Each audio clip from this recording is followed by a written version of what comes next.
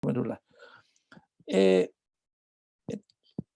mostró además, este es el mismo anterior, ¿no es cierto? Mostró además esto que está señalado acá, con esto rojo, la presencia de eosinófilos, que sería acá, presencia de eosinófilos, y además mononucleares, fundamentalmente células plasmacíticas, células plasmáticas, ¿no es cierto? Y que estaban, como ustedes ven, toda esta infiltración de células mononucleares y eosinófilos, sin neutrófilos, por lo tanto una inflamación crónica, pero que estaba una inflamación alrededor de los túbulos. Por lo tanto, esto me hace el diagnóstico de una túbulo intersticial, una nefritis túbulo intersticial, Y esta nefritis, perdón, es una nefropatía membranosa. Entonces tenemos dos cosas simultáneas, dos enfermedades simultáneas en el riñón.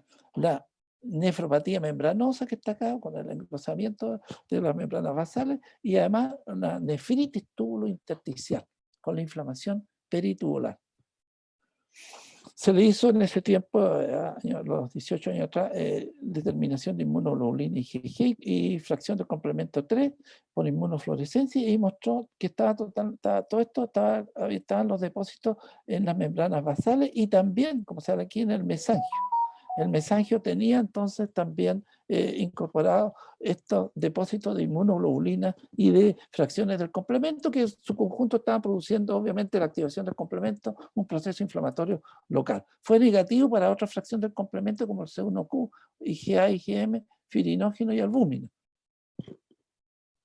El estudio de con microscopía electrónica, este es un glomérulo normal, en que se ve claramente aquí los podocitos, se ven claramente acá, si ustedes ven, estos son los podocitos, acá están las células mesangiales, la matriz mesangial, los glomérulos, y esto es un glomérulo normal. Entonces, si nosotros vemos acá, se ve una pared delgada. En cambio acá, si ustedes ven la pared, la membrana basal, esta está bastante engrosada, y lo que llama la atención es el depósito de estos, que le llaman de estos depósitos subepiteliales amorfos. Estos depósitos subepiteliales amorfos que no solo se encuentran alrededor del glomérulo, sino que también en las células mesangiales. En las células mesangiales, que tienen como función además de mantener despejado de proteínas, de restos, a la membrana que filtra, que produce la orina, tenía fagocitado, por lo tanto, estos elementos, y también presentaba, por lo tanto, estos depósitos amorfos subepiteliales. Perdón, estos depósitos amorfos son en el fondo complejos, perdón, estos complejos son complejos autoinmunes, ¿no es cierto?, de inmunoglobulina y complementos, como vimos, habían sido determinados acá, de qué correspondían. Corresponde a eso entonces, a la inmunoglobulina que está depositándose y produciendo un proceso inflamatorio local. Entonces, ¿en qué se concluye? ¿En qué diagnóstico se concluyó acá?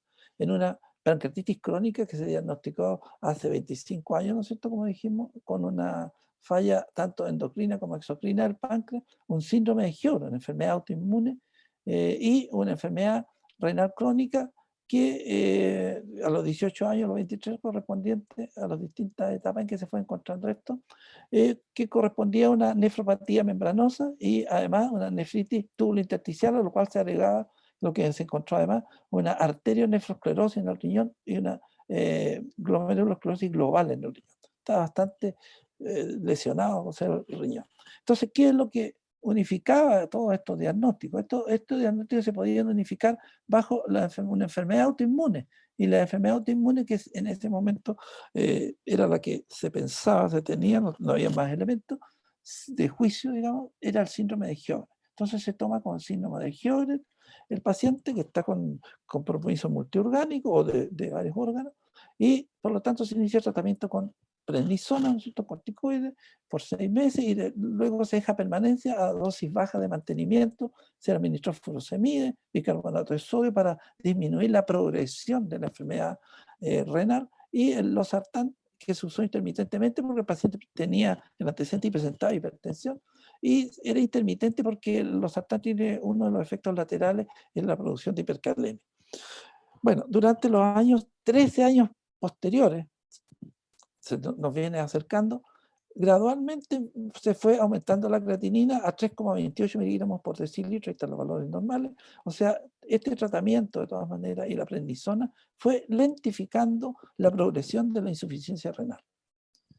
2 años antes de la evaluación actual que se le hizo en nefrología, el paciente consulta porque tenía dificultad respiratoria y dolor tipo opresivo subesternal con el esfuerzo. O sea, con esfuerzo tenía un dolor, entonces, una opresión precordial junto con dificultad respiratoria.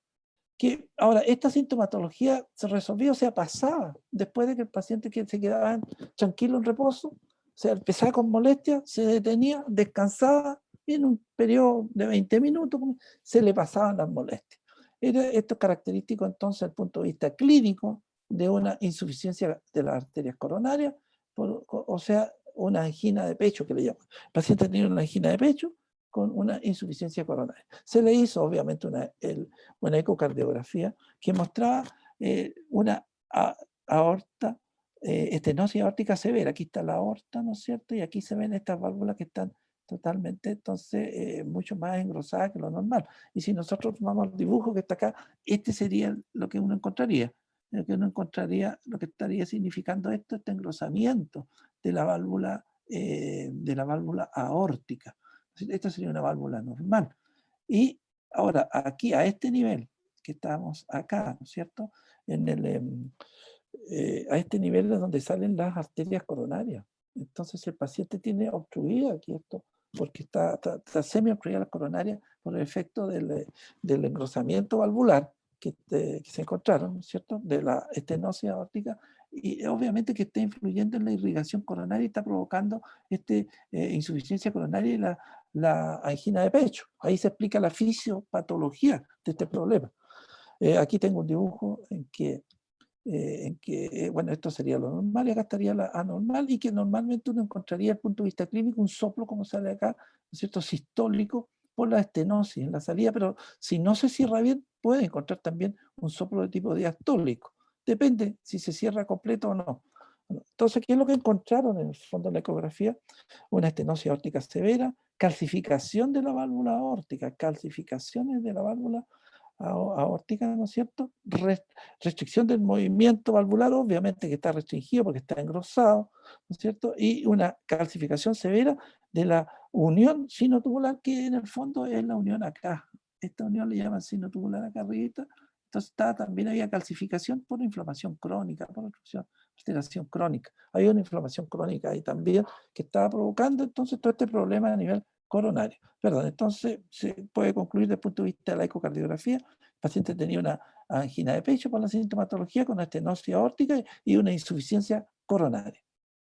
4 meses antes, perdón, acá estamos 2 años, 4 meses antes de la evaluación actual, esta sintomatología se presentó ya mucho más aguda, más intensa, o sea, evolucionó hacia una forma más grave, digamos. Y ya el paciente presentaba dolores, opresión precordial y dificultad respiratoria al esfuerzo, a pequeño esfuerzo, porque en pequeña distancia que caminaba, decía, el paciente tenía que caminar, y además no podía ni siquiera llevar los paquetes del supermercado a su casa cuando iba, obviamente, a las compras habituales, porque se ve, no iba en auto. Entonces se pidieron imágenes adicionales para el estudio cardiológico, y se encontró esto que está acá, que son en el fondo aneurismas.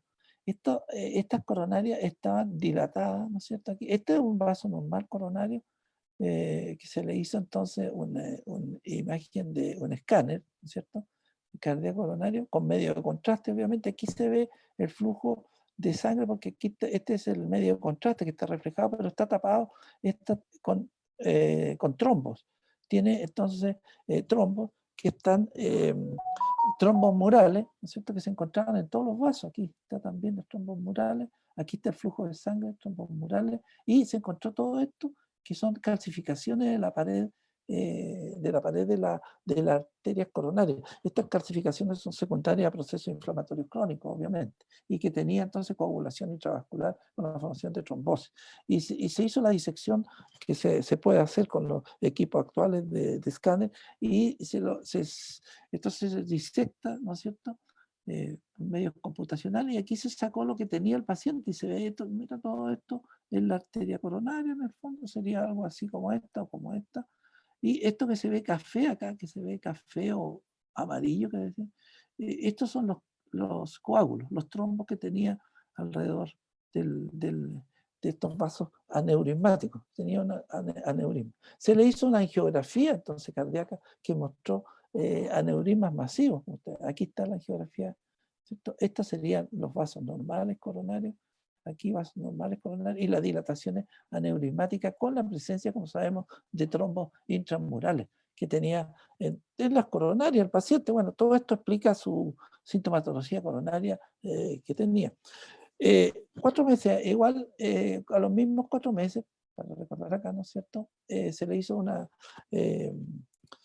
un escáner tanto de tórax, de abdomen y pelvis, y con medio de contraste.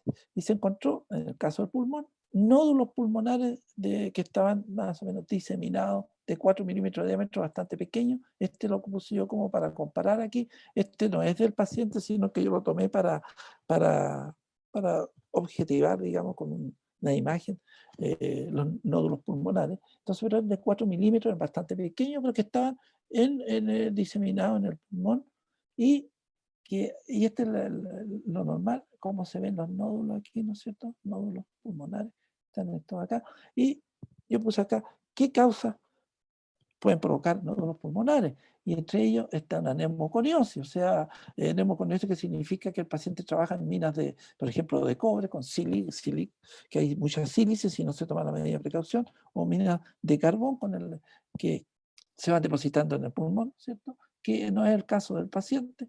Puede ser un cáncer también que esté diseminado, ¿no es cierto? Una enfermedad autoinmune, que es lo que que es lo que se ajusta a este paciente, que sabemos que tiene una enfermedad autoinmune con compromiso multisistémico. O puede ser también estos nódulos, aumento de los ganglios linfáticos que se encuentran dentro de los bronquios peribronquiales, acá dentro del parénquima pulmonar, tumores benignos, una infección, ¿no es cierto?, que esté dando tuberculosis, infección parasitaria o micótica, que no tenía tampoco el paciente, o secuelas que quedaron fibróticas de alguna infección pasada, como una tuberculosis, por ejemplo. Eso es lo que mostraba a nivel pulmonar. Lo que mostraba ahora a nivel de abdomen, perdón, lo otro que mostraba además, disculpa, era a nivel de los ganglios mediastínicos, que estaban también aumentados de tamaño. Y aquí yo tengo un dibujo de los ganglios mediastínicos. Estos estaban aumentados de tamaño, los ganglios. Estos son los ganglios del árbol traqueobronquial. Acá ustedes ven que están peritraqueales, lo de la carina se llama esta zona que divide los dos bronquios, ¿no es cierto? Los que están en los ganglios supraclaviculares, claro, arriba en los supraclaviculares, y los ganglios que se pueden encontrar en peribronquiales. Entonces, esta es una radiografía normal, y lo que uno podría ver en una radiografía común y corriente, con menos detalle lo que de un escáner, por ejemplo, en que se ve aquí hay un aumento de volumen y otro aumento de volumen acá, que está señalado acá también, que puede de esa manera poder sospechar la presencia de adenopatía de tipo mediastínica. Además, se encontró calcificación de la cola del páncreas. Este no es del paciente, también lo tomé yo para poder graficarlo. En el fondo tenía calcificaciones del páncreas, en la cola del páncreas, no hacia acá el cuerpo. En la cola, ni la cabeza, ni el cuerpo, ni la cola. Ahora, es relativamente frecuente encontrar calcificaciones del páncreas en procesos pancreáticos, en pancreatitis crónica. Se puede encontrar de todo el páncreas, como en este caso, o en algunos lugares. Bueno, 3 meses antes, aquí ya vamos 4 meses, 3 meses antes de la consulta actual, se le hizo entonces una valvulopatía con un balón, porque estaba con esta angina de pecho severa y que iba camino al infarto. Entonces va camino al infarto, se entra a la aorta, y con un balón se coloca entre medio aquí y se infla, y se rompe y se abre entonces la válvula. Se abre la válvula que está obstruida, ¿no es cierto?, que está obstruyendo. Después que se hizo este procedimiento, el paciente notó bastante mejoría.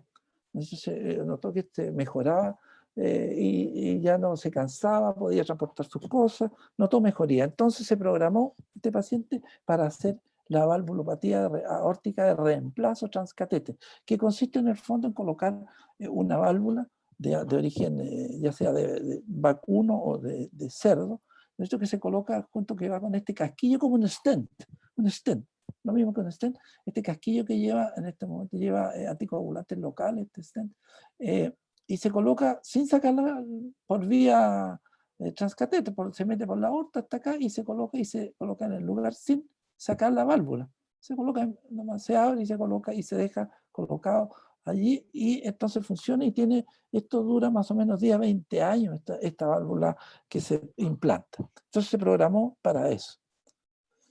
Sin embargo, el paciente tenía más cosas, no era solamente esto, tenía además un dolor crónico, o sea, tenía un lumbago. Y un lumbago porque tenía además una cifoescoliosis severa, una cifosis que se ve acá, cifosis que es la joroba, por decirlo así, y la escoliosis, una cifoescoliosis. Y esto le provocaba un dolor lumbar, obviamente la columna que está desviada. Además tenía una estenosis espinal, ¿no es cierto?, con mielopatía, o sea, había una estenosis en que se había un estrechamiento del espacio donde va la médula espinal, ¿no es cierto? Y va provocando compresión y dolor, obviamente, sobre las raíces nerviosas y sobre la misma médula. Aquí se ve una resonancia magnética en que perfectamente bien se ve esta en la médula espinal y se ve la contracción, la obstrucción que hay acá, la estenosis que está provocando y que obviamente provoca alteraciones a nivel de conducción nerviosa. Y esto, las causas son muchas, o varias, digamos. Uno de ellos es la edad, que se van secando y se van destruyendo los discos intervertebrales y se va generando una discopatía. También por artritis, este paciente tenía una enfermedad autoinmune que es sistémica, así que perfectamente bien puede tener una artritis o disquitis, que le llaman también disquitis, de los discos intervertebrales, disquitis, inflamación y de un proceso articular en la columna. No solo se le puede dar en las manos, en las otras, sino que también allá. También enfermedad de los huesos, como la enfermedad de Payet de los huesos, como que una enfermedad del osteoclasto o una acondroplasia que puede provocar esto. Otros defectos congénitos, una hernia del núcleo pulposo, traumatismo y tumores, que serían las causas más frecuentes de las causas espinales. Entonces, 2 meses antes de esta consulta, o sea, este paciente 3 meses, al mes después se le hizo entonces, si al mes después se le practicó, como estaba con mucho dolor y probablemente no está escrito, o probablemente con problemas también de conducción nerviosa, se le hizo una cirugía cervical, una disquectomía y fusión, que consiste en el fondo más o menos en que se le pone un disco, se saca hueso de otra parte y se pone acá el graft, ¿no es cierto? El graft, ya no importa, ustedes lo entienden ahí, el graft, y enseguida se sujeta con estos con tornillos y esta placa de metal, entonces te queda la columna fija.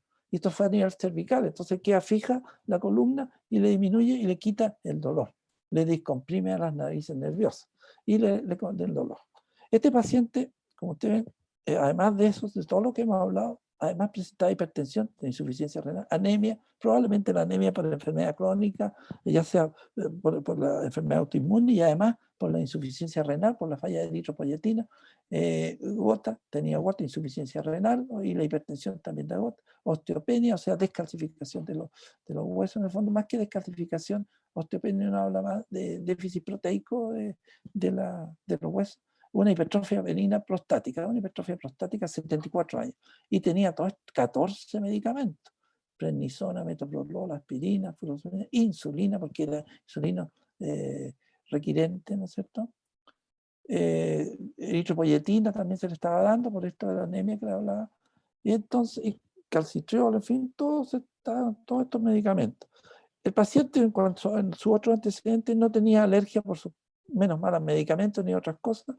40 años antes había fumado 10 cigarrillos por día durante 6 años.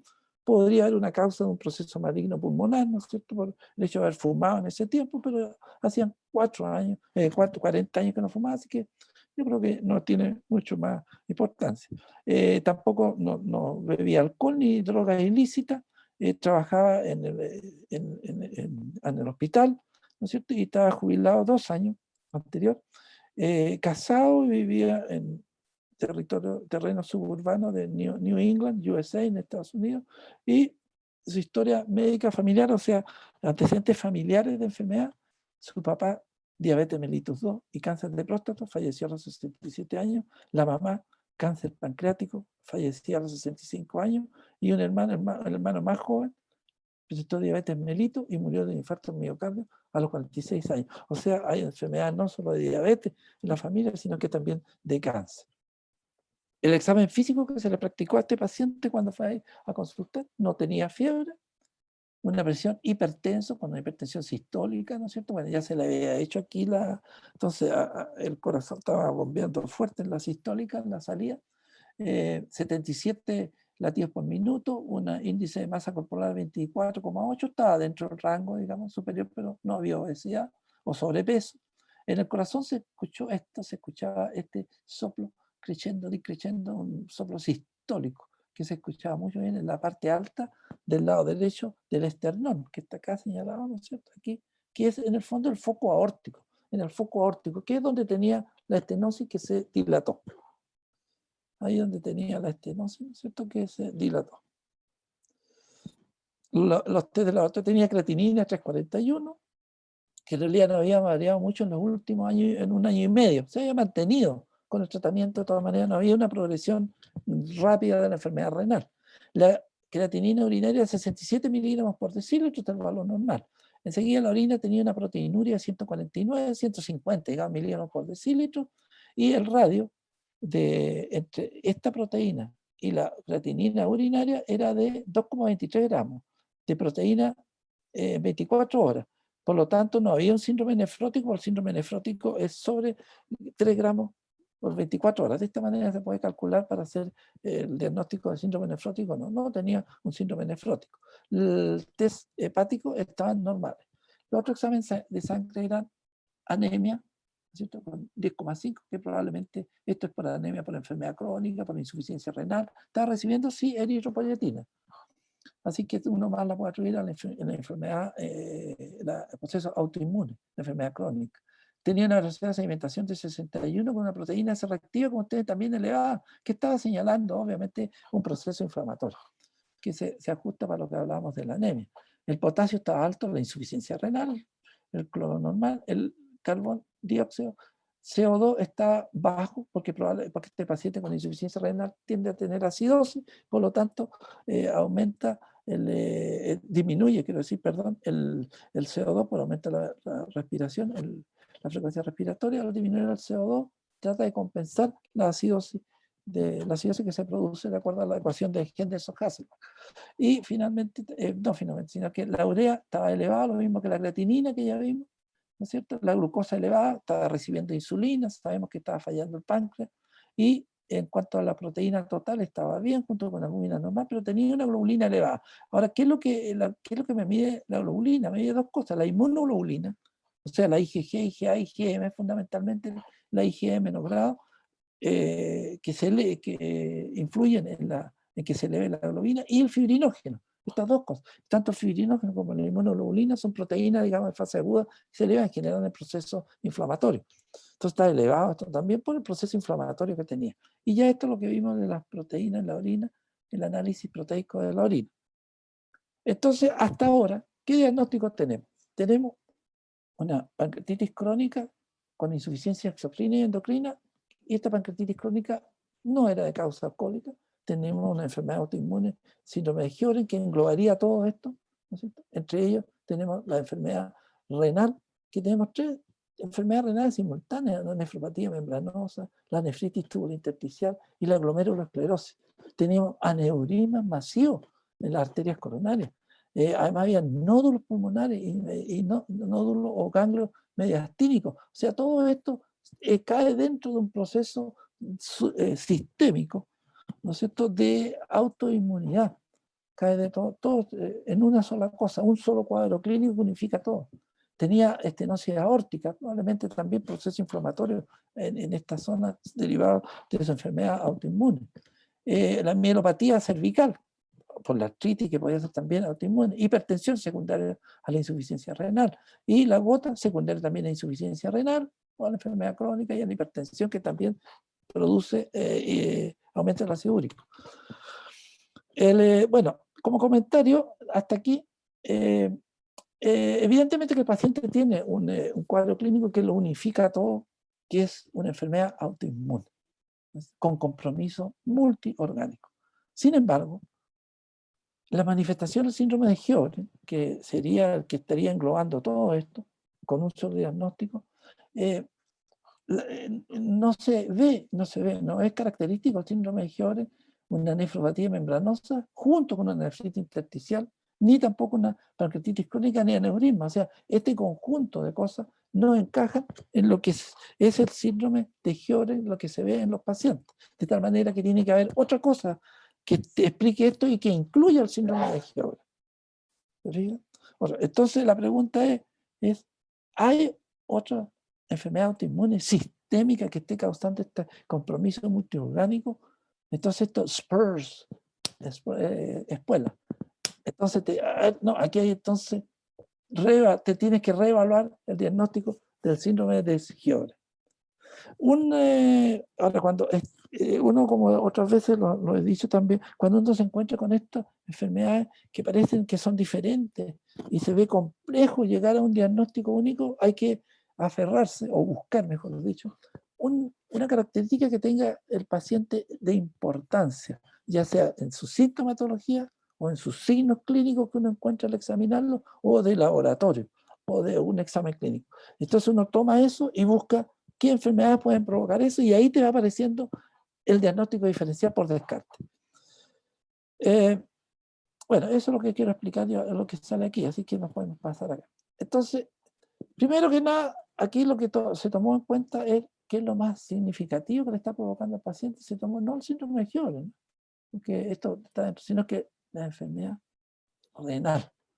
Y la enfermedad renal tenía una nefropatía membranosa. Ahora, la nefropatía membranosa puede ser de causa primaria o secundaria.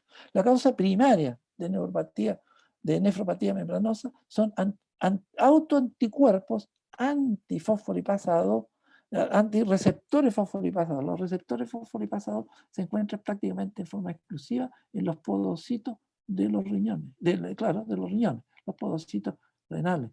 ¿No es cierto? Entonces se genera autoanticuerpos, una enfermedad autoinmune, autoanticuerpos circulantes que empiezan a llegar y empiezan a reaccionar con este receptor de fosfolipasa 2 y a generar entonces con el complemento empiezan a generar entonces un proceso inflamatorio y esta nefropatía membranosa a engrosar la membrana basal.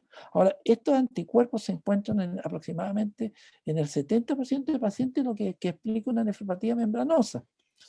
Sin embargo, una de las cosas que no se encuentra en esta nefropatía membranosa es depósitos mesangiales. Los depósitos los encuentra fundamentalmente acá a nivel de membrana basal o en los podocitos, donde solamente acá y no en las mesangiales. Este paciente tenía compromiso, tenía los depósitos a nivel mesangial. Entonces, eso hace como que uno descarta un poco la presencia de esto. Ahora, ¿cómo se llega al diagnóstico de esta nefropatía? A través de dos cosas. Una, midiendo los autoanticuerpos antireceptores de fosfolipasa A2, ¿no es cierto? Y a través de una biopsia que sea positiva, pesquisando anticuerpos anti-PLR en la biopsia, anti-PLA-R2. Ahora, el anticuerpo que domina en este tipo de nefropatía es el anticuerpo IgG4. IgG4, la subclase de inmunoglobulina IgG4. Sin embargo, 18 años atrás, cuando se hizo el diagnóstico de nefropatía membranosa, no existía la disponibilidad, o no se conocía todavía, este anticuerpo, digamos, este mecanismo. De tal manera que no está disponible y por lo tanto no se pudo en ese momento hacer ese estudio. Ahora, en el caso de la nefropatía, dijimos que era primaria y secundaria. La primaria ya vimos que se debe a autoanticuerpos. La nefropatía secundaria, entonces, el antígeno es extrínseco al riñón. En el anterior, el antígeno era intrínseco, estaba en el riñón. Este fuera, que circula como antígeno libre o como complejo inmune. Y al ir circulando, como va a filtrar en el riñón y va a ser captado, fagocitado entonces por las células mesangiales, y van a generar entonces ¿cómo se llama? Estas proteínas amorfas que se encontraron acá en el mesangio, a diferencia de la primaria y secundaria. Así que esto apunta hacia una nefropatía de tipo secundario, nefropatía membranosa de tipo secundario. ¿Y qué subclases predomina cualquiera de inmunoglobulina? ¿No es cierto? No la IgG4. En esta no tenemos IgG4. En esta predomina la IgG4, acá no predomina la IgG4. Tampoco 18 años antes se sabía bien de esta enfermedad, de la IgG4. ¿Cuáles son las causas de nefropatía membranosa? Una enfermedad autoinmune, como la que tiene este paciente. Una infección, hepatitis B, sífilis, que aparentemente este paciente no tiene.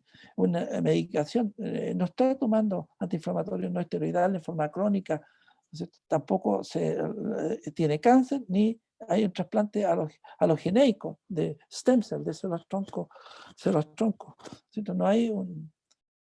Entonces, si uno descarta todo esto, nos vamos quedando de nuevo con la enfermedad autoinmune. O sea, tomando esto solamente no ha llegado a la enfermedad autoinmune. Pero hasta ahora lo que nos dice es de que hay una enfermedad membranosa de tipo secundaria. ¿Por qué secundaria? Porque es secundaria por la característica histopatológica que encontramos acá de la aglutinación, de los depósitos de agregados proteicos que hay ahí. Entonces, la presencia de depósitos mesangiales sugiere la posibilidad de una nefropatía membranosa secundaria. Pero, como sabemos, el paciente tenía además una nefritis tubulointersticial. Entonces, esto es lo que no concordaría con el síndrome de Sjögren. Entonces, ¿qué pasa con la nefritis tubulointersticial? Esta se caracteriza por un infiltrado de eosinófilos, que se ven acá eosinófilos. Estos son eosinófilos, eosinófilos aquí. Estos son glóbulos rojos, que no eosinófilos. Un infiltrado de eosinófilos, ¿no es cierto?, en la biopsia, que están a nivel intersticial y peritubular con una infiltración de mononucleares, como se ve acá, de inflamación crónica. Entonces, ¿cuáles son las causas? Por ejemplo, los antibióticos pueden ser una causa, los anticuerpos, antiinflamatorios no esteroidales, los inhibidores de la bomba de potasio, de protón, los inhibidores de los checkpoint inhibitors, los inhibidores de los checkpoints, que se usan en terapia del cáncer específicamente. Esta es uno de los efectos laterales que tiene esta terapia del cáncer que está en evaluación y apareció hace 3, 4, 5 años atrás, nada más esta terapia que se activa el sistema inmune contra el tumor, contra el proceso maligno, y uno de los efectos laterales que echa a perder, digamos, el tratamiento es el compromiso renal. Está recientemente descrito, hace poco nada más. La enfermedad, otra causa, puede ser una enfermedad autoinmune, como ya sabemos que este paciente tiene, entre ellos el síndrome de Sjögren, una infección de Legionella, Mycobacterium tuberculosis, que el paciente no tiene, uveitis tampoco, de tal manera que nuevamente quedamos los dos apuntes hacia la enfermedad autoinmune, que es lo que sabemos que tiene. Sin embargo, al analizar la clínica de este paciente, el paciente no tiene los síntomas Zika. Síntomas Zika viene del italiano, creo que es Zika, es el italiano, no estoy seguro, pero que significa seco en el fondo. Porque nunca le dijo que tenía los ojos secos, no tenía la conjuntivitis, no tenía los signos clínicos que se ven característicos del síndrome de Sjögren desde el punto de vista clínico. Pero tampoco se le habían hecho estos exámenes anti-RO y anti-LA, que son antígenos específicos para determinar la presencia del síndrome de Sjögren. No había, digamos, una certificación, porque el diagnóstico se hizo en base a la biopsia, lo que se encontró que daba además una inflamación inespecífica de la glándula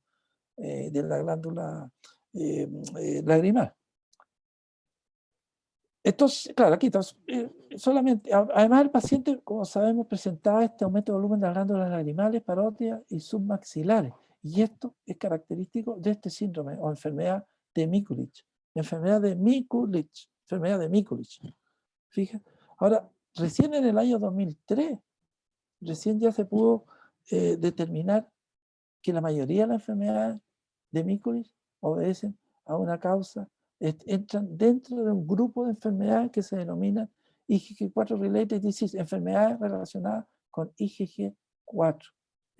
Y dentro de esto está el síndrome de Sjögren. ¿Se fija? Entonces, esto sería el Miculin. Bueno, aquí tendría aumento de volumen pero sin sequedad, sin esto, sin sequedad que es del Gioven. Entonces, ¿qué pasa con la enfermedad IgG4 relacionada con el IgG4? Bueno, los criterios diagnósticos para esto es, primero, compromiso de distintos órganos, como tiene este paciente, aumento de la subtipo IgG4 sobre 135 miligramos por decilitro, y hay una infiltración de estas células en el tejido que predomina la IgG4, ¿no es cierto? IgG4 sobre el 40% de células plasmáticas, por ejemplo, con IgG4, cosa que no se encuentra en otras enfermedades. ¿Y esto qué puede ocasionar? ¿Qué es lo que ocasiona? Una dacrocialoadenitis, como tenía este paciente en las lagrimales, una pancreatitis, una colangitis que no tenía, colangitis, pero tenía enfermedad renal. Por lo tanto, y enfermedad pulmonar, por lo tanto, el paciente tenía enfermedad pulmonar de las glándulas salivales, la pancreatitis de las glándulas y del riñón. ¿Cierto? Entonces, esto del año 2012, publicado en New England, estas son de distintas enfermedades que se han relacionado con IgG4, que se tenían como un cuadro clínico, enfermedades diferentes en el fondo, pero en el fondo es una sola y corresponde a la enfermedad relacionada con IgG4. Está el síndrome de Mikulin, que estamos analizando ahora, tenemos el de Kuttner, la tiroiditis de Rieder, ¿no es cierto? Enfermedad de la glándula tiroides, la fibrosis angiocéntrica eosinofílica, la fibrosis multifocal, en fin, todo esto que están acá, aneurismas aórticos, ¿no es cierto? Fíjate, aneurismas aórticos también como tiene este paciente. La fibrosis retroperitoneal, que se tenía como una enfermedad idiopática hasta, si me acuerdo, haber hecho varios diagnósticos, haber visto mejor varios pacientes con esto. Y no se sabía bien la causa, pero ya ahora está claro. Bueno, esto del año 2003. Bueno, entonces, ¿cómo se tiene que hacer el diagnóstico? ¿Cómo se puede hacer el diagnóstico de la IgG4? Se hace fundamentalmente a nivel de biopsia, para ver qué cuadro histopatológico es dominante. Y son dos las características de esto, del punto de vista de anatomopatológica, que hacen el diagnóstico de enfermedad relacionada con IgG4. Primero, una fibrosis estoriforme. Esta es la fibrosis estoriforme. Una fibrosis en que se produce como un torbellino, o sea, no tiene otro nombre que tiene, vórtice, bueno, un torbellino. Este es estoriforme. Enfermedad estoriforme. Esto no, estoriforme. Entonces, esa es la primera cosa desde el punto de vista histopatológico. La segunda es desde el punto de vista histopatológico, la linfofagocitosis de los mononucleares que están infiltrando, entre ellos las células plasmáticas, con predominio de células plasmáticas con IgG4 positivo. Este IgG4 positivo con una histoquímica está determinada entonces la presencia de IgG4 con eso. Esas dos características fundamentales.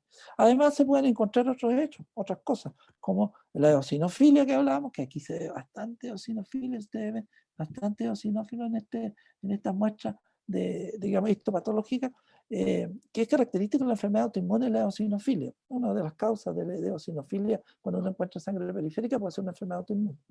También hay flebitis obliterativa que está acá. O sea, hay reacción de autoanticuerpos contra las paredes de los vasos sanguíneos que ocasionan lo que tenemos en el corazón de este paciente, estas aneurismas. Y además se encuentra en el suero elevada la IgG4, en la mayoría de los pacientes, no en todos está elevada, a veces esto se ha encontrado el IgG4 normal, teniendo la patología, la histopatología. Ahora, ¿cuál es la IgG4? Tenemos tres tipos, entonces aquí puse yo, estas son las inmunoglobulina G, que son los cuatro subtipos, IgG1, IgG2, IgG3, IgG4. La IgG4 no fija complemento, y fundamentalmente induce fibrosis a través de Transforming Growth Factor, estimulando eso. Entonces, o sea, Transforming Growth Factor de crecimiento transformador, algo así, Transforming Growth Factor. Bueno, ese es IgG1, IgG2, IgG3, IgG4. Y esta es la que predomina en este tipo, entonces, de fibrosis, ese tipo de inmunoglobulina. ¿Cuáles son las características relevantes de la enfermedad de IgG4? Primero que nada, es una enfermedad sistémica, que afecta a múltiples órganos, como sale aquí. Pero no ocurre simultáneo, sino que puede ocurrir en un órgano, después en otro, en forma sucesiva.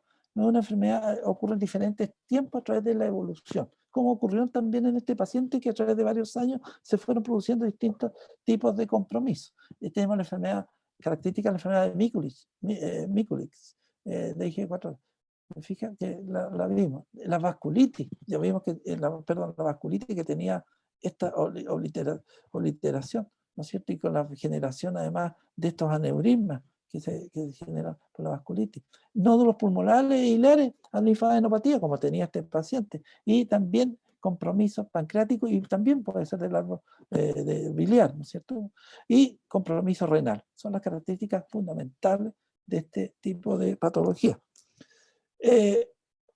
Ahora, la enfermedad relacionada con los riñones y la IgG4. El riñón dice que es el único órgano afectado que se puede, en el caso de la enfermedad relacionada con IG4, que podemos encontrar se puede encontrar una sola enfermedad renal, digamos, o podemos encontrar dos, o tres, en fin, dos, pero por lo menos puede haber una o dos. En este caso el paciente tenía dos enfermedades simultáneas, túbulo intersticial y del glomerulopatía. La túbulo intersticial fundamentalmente de tipo IgG4, que se caracteriza por hipocomplementemia, ¿no es cierto?, por eosinofilia de los tejidos que tenía este paciente, depósito de IG4 en la membrana basal tubular y nódulos hipodensos que se pueden ver en el escáner con contraste. Bueno, los nódulos en el caso del riñón. Y la nefropatía membranosa, que es el otro que tenía el riñón, que puede estar sola o en combinación, o en combinación con una IgG4 túbulo intersticial. Recordemos que la membranosa sería secundaria a este paciente y la secundaria no es característico del IgG4, pero esta otra le da el IgG4 y como se ve, como en medicina 2 más 2 no siempre es 4, se da que el 2 más 2 en este caso es 5 o 6. Bueno, los anticuerpos no es necesario porque son negativos. En estos pacientes no está, no es la nefropatía membranosa de tipo primaria, ¿no es cierto? Porque en este caso es otra la enfermedad, es extrínseco al riñón propiamente tal. Entonces, lo que se necesita es una nueva biopsia renal para confirmar el diagnóstico. Pero antes de eso, se le hizo el estudio de laboratorio, se determinó la IgG, estaba elevado, 2741, acuérdense que la globulina, cuando uno pide proteína total, uno pide proteína total y albúmina, y de ahí calcula las globulinas. Estaban elevadas las globulinas se lean, como decía, por inmunoglobulina, IgGA, GM, ¿no es cierto? Y por fibrinógeno. Aquí está elevada la IgG total. La IgG total, las 4, en este caso, estaba elevada, y la IgG4 también está bastante, ese es el valor normal, está elevado. O sea, ya hay un factor, obviamente. Entonces, se pidieron, como generalmente los patólogos guardan las muestras para estudios posteriores, como en el caso de esto, cuando hay que reevaluar casos clínicos, hacer estudios, en fin, tenían las biopsias de 18 años atrás. Y sobre esas mismas biopsias se hicieron los nuevos estudios para confirmar la presencia de esta enfermedad relacionada con IgG4. De tal manera que un estudio histoquímico mostró que había IgG positivo, o sea, había aumento de IgG, de depósito, aumento de IgG en esto que está acá en el cuadro Walker. Y del mismo cuadro había aumento de células plasmáticas con IgG4, aumento de IgG4. Se le hizo esto IgG4 específico, y que mostró depósitos de IgG4 en los depósitos en las membranas basales glomerulares. Estaba todo en el fondo, estaba todo con IgG4, porque esto es una histoquímica. Y también a nivel del glomérulo y a nivel tubular, aquí están los túbulos, es todas estas membranas basales tubulares, también están los depósitos de IgG4. Entonces, estos hallazgos son típicos de la enfermedad relacionada con IgG4 que está afectando, entre otras cosas, al riñón. Esto el 8% de los pacientes tienen nefropatía membranosa. Bueno, ya estos son ya detalles de, ¿cuánto se llama?, de estadístico. Pero lo que me interesa entonces es de que el paciente tenía ya demostrado IgG4. Se buscó igual la biopsia de los 24 años anterior de la glándula lagrimal del lado derecho que se le había sacado al paciente y se encontraron esta centros germinales, que son en el fondo centros germinales de infiltración linfocitaria de linfocitos B con centros germinales. Y con la magnificación media había numerosos, igual, centros germinales separados por, aquí uno no cacha mucho porque esto más que nada los patólogos, y como ellos lo ven con aumento mayor, pueden ir viendo, estaba separado por una fibrosis eosinofílica, fibrosis eosinofílica y de tipo estoriforme. ¿Sí? Está con la forma estoriforme. Entonces, tenemos la estoriforme, tenemos la IgG4, está listo. Está el diagnóstico hecho. Esto con aumento mayor ya mostraron la prominencia de eosinófilos en la glándula lagrimal que tenían, y aquí, además, acúmulos de células plasmáticas. Y lo que queda, este proceso infiltrativo mononuclear difuso está obviamente destruyendo o no le dejaba espacio a la glándula normal, que estos son los restos, como dice remnant, remanentes, que quedan de glándula lagrimal. O sea, el aumento de volumen era por un proceso inflamatorio autoinmune. Aquí se hizo la misma glándula lagrimal, IgG positivo e IgG4 positivo en el mismo sector, ¿no es cierto? De tal manera que, en resumen, reexaminando la muestra de los pacientes, es una enfermedad, obviamente, enfermedad relacionada con IgG4. El tratamiento, que se trata con glucocorticoides,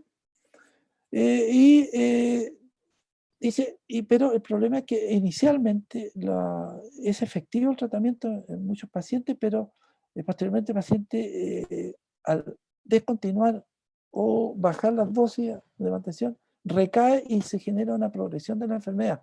Va progresando igual la enfermedad, a pesar del uso de glucocorticoides, porque se eleve, sigue progresando.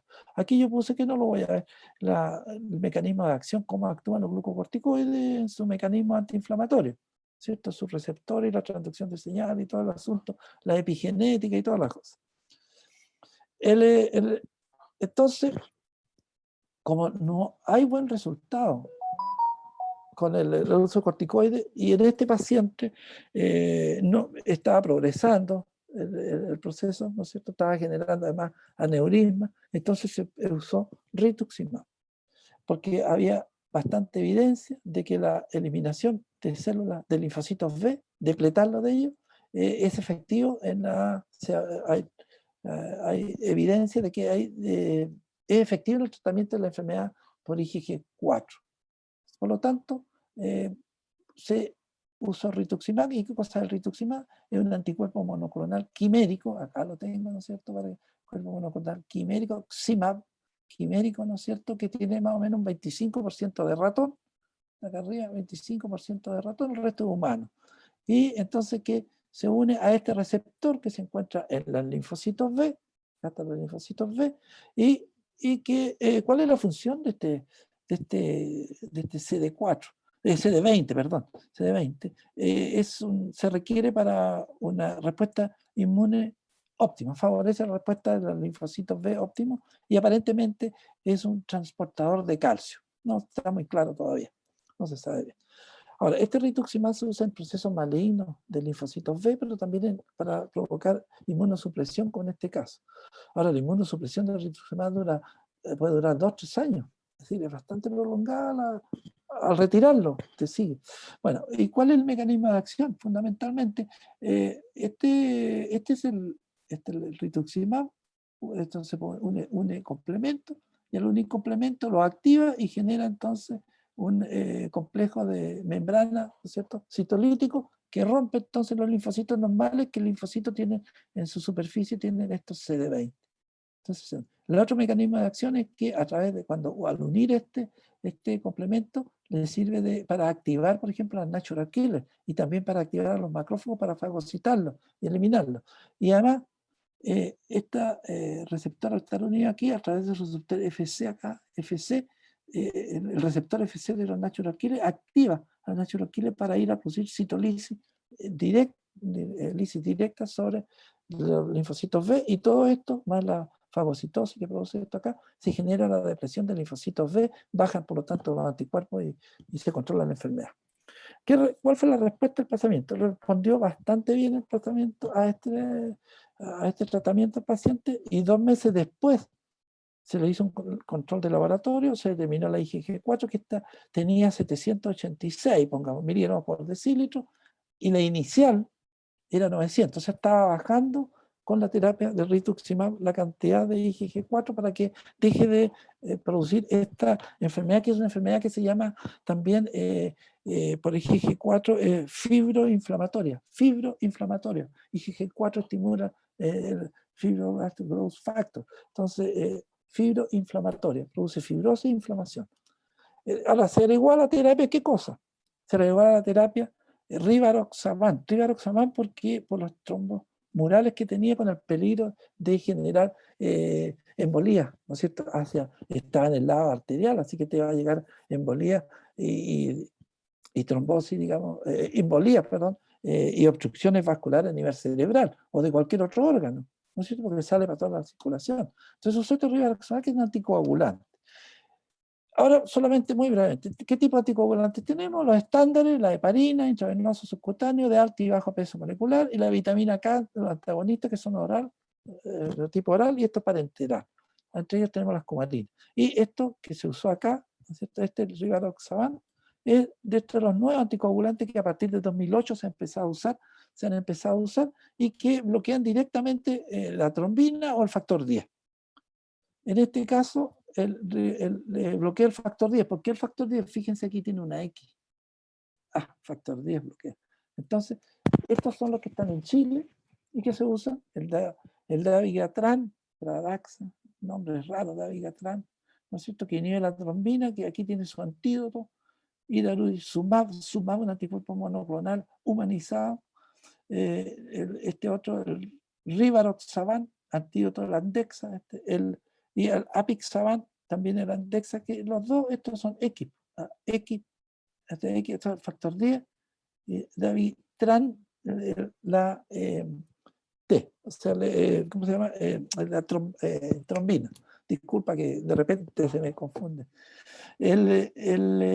Ahora, ¿cuáles son las características de estos del nuevo anticoagulante oral del 2008 adelante?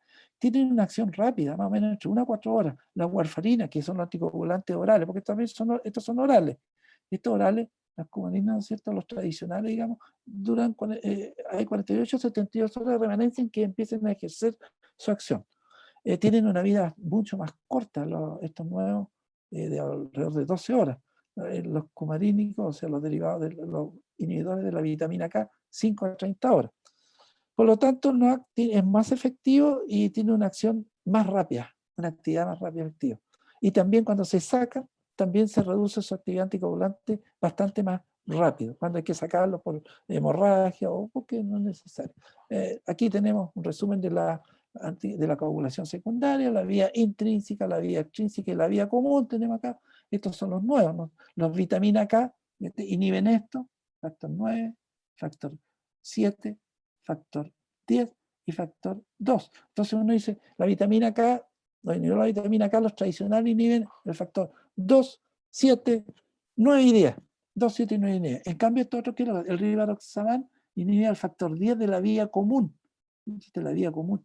La vía común, o la vía de la protrombinasa se llama también, porque activa a la trombina, genera la fibrina. También tenemos el Epixaban, que están en Chile. Aquí está su antídoto, la Andexa, para bloquear su acción si es necesario, porque pueden producir, obviamente, hemorragia. Una cosa que no tienen buena es que tú no lo puedes controlar su acción. En el caso de los anticoagulantes orales, a través del tiempo de protrombina, uno puede controlar cuán efectivo está y puede controlar y llegar, por ejemplo, es decir, nosotros necesitamos un INR de 2 a 3, entre 2 a 3, entonces tú puedes controlar la terapia y saber los niveles, las dosis, para tener ciertos niveles de laboratorio aceptables, de anticoagulación aceptable, y que no tengamos el riesgo de una hemorragia, sobre todo la hemorragia intracerebral, que en el caso con anticoagulantes son mortales. No las logras parar aunque pares, haga lo que haga. Entonces, esto te permite manejarlo con el laboratorio. Estos no tienen medidas del laboratorio. El dabigatran, por eso yo no uso, cuando prefiero usar los antiguos. Bueno, yo soy un poco antiguo también. El dabigatran tiene este antídoto. Le tengo un poco de miedo porque Después, claro, no puedo usar, pero si hay una hemorragia intracraniana y se te muere el paciente. Entonces, idaruxizumab, estos son entonces los exámenes. Bueno, finalmente entonces la función del paciente renal se permaneció estable después de este tratamiento con rituximab y con el cual que usaron, el rivaroxaban que se usó, ¿no es cierto? Se quedó estable y así que ahora lo que hay que hacer es hacerle el reemplazo valvular aórtico. Por lo tanto, el diagnóstico final es una enfermedad relacionada de tipo IgG4 con una nefritis intersticial y una nefropatía, nefropatía membranosa, con una lesión de la glándula lagrimal fibroinflamatoria. O sea, en general es una enfermedad fibroinflamatoria y generalmente con compromiso renal, por decirlo. O sea, ya diciendo solamente esto, ya estamos al otro litro. Ya. Y eso es lo que tenía preparado para hoy día. Para mí es interesantísimo, pero no sé para ustedes cómo lo encontraron. Bien, pues. No sé si hay preguntas antes de salirme.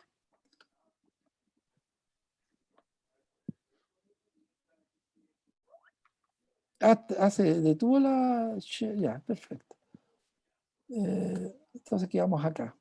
¿Qué es lo que, no sé si hay preguntas? Como dice, tengamos un poco de paciencia y esperemos un ratito.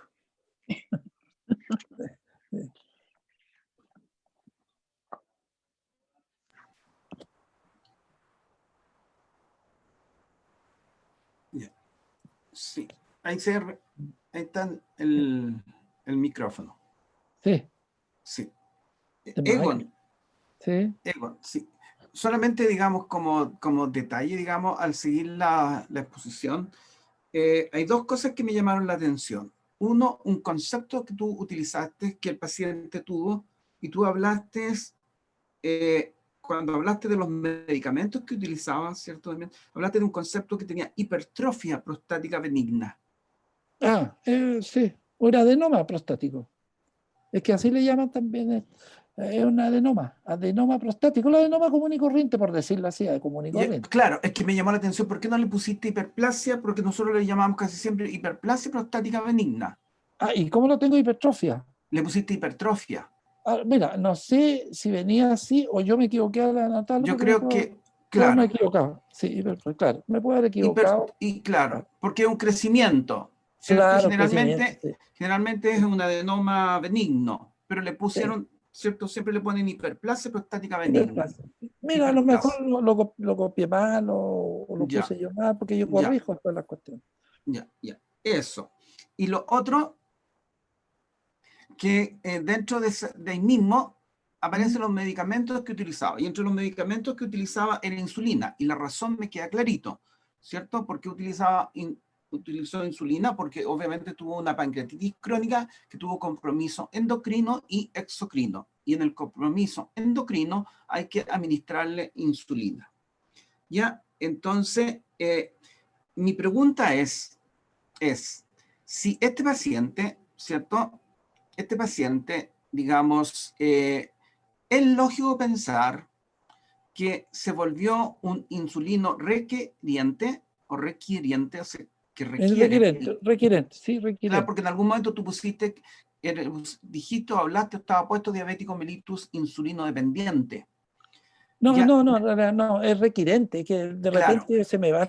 No, es requirente porque dependiente habla de la insulina juvenil, digamos, de la diabetes De la juvenil diabetes o la mellitus diabetes. tipo 1. Claro, tipo Claro. 1, de la tipo 1. Que Sí, podría, este paciente, ¿cierto? Podría también ser diabético mellitus tipo 1, podría, porque ya que tiene una enfermedad autoinmune, ¿cierto? Lo hace candidato a tener otras enfermedades autoinmunes y que también va a podría estar, claro, no se podría ser midió, dependiente de insulina, ¿cierto? O sea, anticuerpos Entonces, ¿sí? claro, entonces va a depender, yo creo, cuánto tiempo tuvo su tratamiento con insulina. Si quedó por siempre con insulina, eso me apoyaría más que se le provocó además una diabetes mellitus de tipo 1, ¿cierto? Una diabetes mellitus insulino dependiente. Si su insulina la necesitó solamente por un tiempo, significa que requirió insulina por un tiempo determinado mientras se dio, digamos, la afección, quizás transitoria del páncreas endocrino. O sea, mi pregunta es, ¿la insulina habrá quedado para siempre o solamente la tuvo un tiempo, el Mira, tratamiento con la insulina? Da la no, impresión que por un tiempo nomás. no, no lo explícito, pero permanente, ¿no? Porque acuérdate que tenía más calcificaciones en la cola del páncreas, Pero el calcificaciones otro estaba pancreáticas. sano. No, hay una pancreatitis crónica con falla exocrina. O Sí, pues, y sea, por endocrina, eso, entonces, endocrina, mira, no sale especificado en el claro. trabajo, pero no, esto tiene que estar permanente, porque Claro, pero es que además la medición que se le hizo en el laboratorio, en el examen de laboratorio que apareció fue cuando antes la de glicemia operarlo, estaba alta, el doble. estaba alta, Sí, estaba claro. alta, No, sí. y además recibía permanentemente insulina. No, sí, permanentemente, porque dentro del tratamiento, ahí tenía como 14 medicamentos, entre ellas la insulina en forma permanente. Pero permanente, ya. Sí, Ya. pues, sí Entonces, no lo más tenía. probable es que este paciente se volvió diabético mellitus insulino dependiente. Ya, O es que sea, hay tipo 1, dos cosas que hay que considerar, diría que yo, son de acuerdo a lo que tú distintas. dices. Claro, Claro, que puede haber anticuerpos antiinsulina, o puede haber claro, anticuerpos anticélulas beta, anticélulas alfa, usted puede haber ya, antilote de Langerhans, claro, digámoslo, puede haber, claro, claro que sí, no se midieron, no era, claro, en el fondo no, bueno, se podía haber sido desde el punto de vista académico, pero no era desde el claro. punto de vista, no se mide. Esa es una posibilidad cierta que puede tener, pero está la otra, la fibrosis.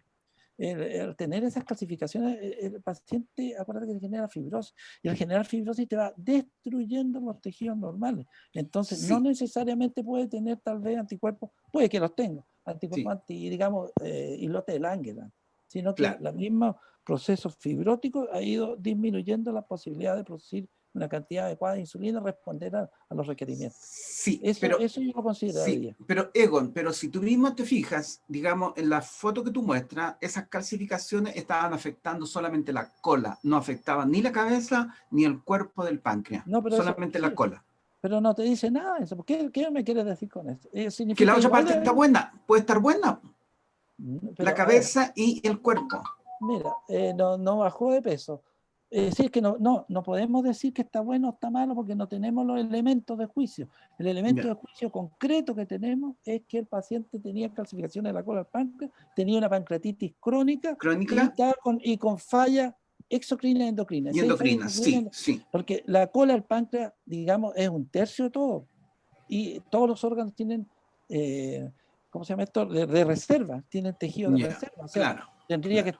que, si no hubiera inflamación en el resto del páncreas, a lo mejor no tendríamos diabetes ni tendríamos exocrina. No, yo creo que aquí el paciente, independiente que haya tenido no calcificación, porque no en todos se encuentra calcificación en una pancreatitis crónica. Es Ya, relativamente frecuente, pero como te digo, en medicina 2 más 2 no es siempre 4. claro. Entonces, pero este paciente no, para mí tenía completa, digamos, falla del páncreas.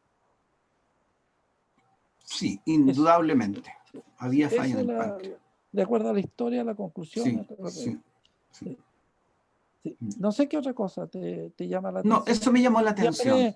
es interesante la acotación. Sí, o sea, me llamó la atención porque lo relacioné con materias. Ah, ya, claro, es que Sí, importante. sí, ya. Any other question? Sí. No, yo tenía Ah, eh, un comentario, o sea, si o que tu opinión, si este paciente hubiese recibido el diagnóstico, porque él dice que tenía un diagnóstico previo que no era el que correspondía, ¿cierto? Esta enfermedad, el tipo de enfermedad autoinmune, ¿habría tenido un mejor pronóstico de su enfermedad si hubiese mira, recibido el tratamiento de anticuerpos que recibió él? no, Porque le hicieron un diagnóstico previo que no o sea, correspondía al que él tenía al inicio, claro, no, mira, ¿cierto? no, yo creo que no hubiera sido muy diferente por dos cosas. Primero es que lo concreto que tenía una enfermedad autoinmune, eso está todos de acuerdo. Sí, Eso no hay problema. Ahora, especificar cuál enfermedad autoinmune es la función encachada de llegar al diagnóstico más preciso. En los dos se usa prednisona, en los dos se usa ok. corticoides. Ahora, el problema de que en uno responde mejor, en el GIORE responde mejor que en la IgG4, digamos. La IgG4, porque uno no mantiene una dosis alta, uno 40 o 60 miligramos por largo tiempo, hay que irla bajando y deja dosis de mantención. Entonces eso permite el avance de que la enfermedad avanza. Y ahora el rituximab más o menos se debe estar usando desde hace unos 25 años, calculo 30 años. No me acuerdo exactamente. Yo lo usé cuando recién salió también en algunos pacientes con linfoma, porque se usaba CHOP-R. Entonces, y da bastante resultado. Entonces, y después de que se usó primero en el cáncer nada más, o en procesos malignos, de linfocitos B fundamentalmente, pero después se empezó a usar en tratamiento de enfermedades autoinmunes más severas que no se podían controlar con corticoides. Yo creo que el pronóstico o la evolución ha sido la misma, tal vez poco menos. Ahora, esto viene desde 2003, pues, de 2003, ¿te Sí. acuerdas? Que recién ahí se unificó la enfermedad, se logró pesquisar a qué se debía el fondo de todo esto. Ok, gracias.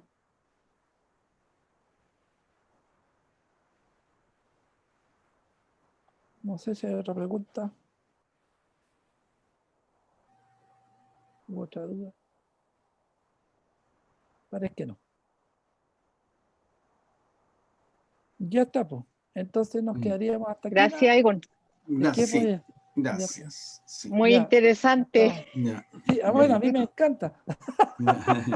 Ya. para estudiar enfermedad autoinmune, o sea, las complicaciones de la enfermedad autoinmune, Claro. Oye, y la le puede servir progresión. a Coralia le puede servir también.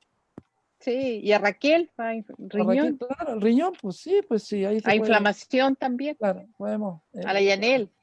claro, se puede inflamación, sí es todo, inflamación también, claro, inflamación interesante.